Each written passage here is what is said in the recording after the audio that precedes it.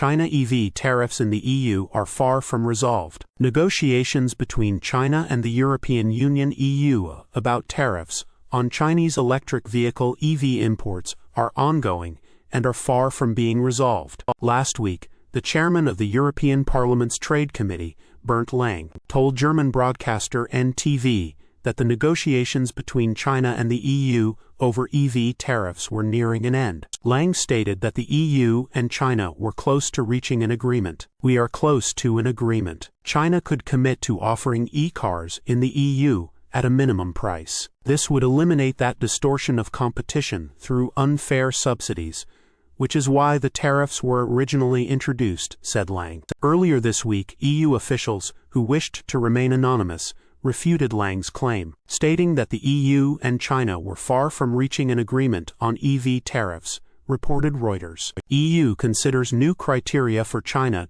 during EV tariff negotiations outside negotiations. China has filed a complaint with the World Trade Organization, WTO, against the EU for its EV tariffs. China has also initiated a few anti-subsidy probes on EU exports, including dairy and pork products. In early October 2024, China imposed provisional tariffs on European brandy. That same month, the EU started imposing tariffs on China-made EV imports. The 27 member states had voted to impose the tariffs on China-made EV imports, which reach a maximum of 45.3%. Source: reposted and summarized from Maria Merano at teslarati.